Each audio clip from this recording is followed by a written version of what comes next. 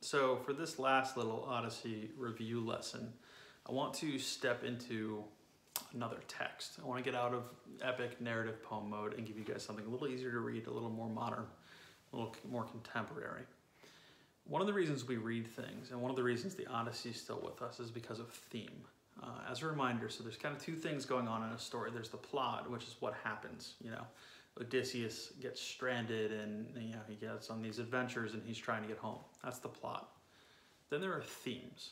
That's what the story is really trying to tell us, something about the world. So what are we trying to learn from this? What's our takeaway?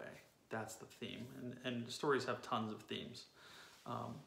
The Odyssey, a theme could be look before you leap. Odysseus kind of gets into situations where he is too smart for his own good, or he doesn't kind of think twice about things because he thinks he's got this, and then he gets in trouble. So that could be a takeaway. Another theme from the Odyssey that's a really important one is about war, specifically coming home from it. So Odysseus leaves to fight in the Trojan War, which was started over something he wasn't involved in. One of the princes of Troy kidnapped Helen, who was a queen of Sparta. They had an affair. He took her home to Troy, and then her husband got all the other Greeks together to go sail after and get her back. That's what started the war. Odysseus had nothing to do with any of that, but he was honor bound to go. Like it was his job as a king to back up the other Greeks. He had to go, whether he had a choice or not. He wanted to be home with his family, but he had to go to war. The war lasts for 10 years. It sucks. He's the ultimate person who, breaches Troy. He makes the Trojan horse. They get in. It's great. Ooh-ah. And then it takes another 10 years for him to get home, and that's the Odyssey. So he's gone for 20 years. And the whole time, he's in this cycle of violence he can't escape from. He has a violent war. He has a violent ride home. And he's as quick to use violence as he is to use his smarts. He can't leave the war behind. All he wants to do is get home and have a normal life again, and it's not possible. That's the same story for every soldier throughout history. Every time we send somebody to go fight a war, it's the same exact story. We send people out there and we train them to be soldiers. We break them down so they can go do this horrible job, this terrible thing, fighting a war and potentially hurting other people. And then we ask them to just come home like it's fine. America reckoned with this in a big way in the 1960s and 70s with the Vietnam War, which was a war where, why? It was not a war that we fought over our territory or because Vietnam attacked us or because they were really threatening our freedoms. That's not what it was about. It was pointless to a lot of people, and I think history kind of backs that up. We don't look at the Vietnam War as like some glorious cause. But we do honor the soldiers in it. We try to remember the people who fight. We try to remember they sacrificed something. They went because we told them to, and they deserve credit for that we forced them to go and fight this war for reasons that they probably didn't care about or even know about sometimes. Just like Odysseus' men. They had never met Helen of Troy. They had no issue with the Trojans, but they had to go fight this war.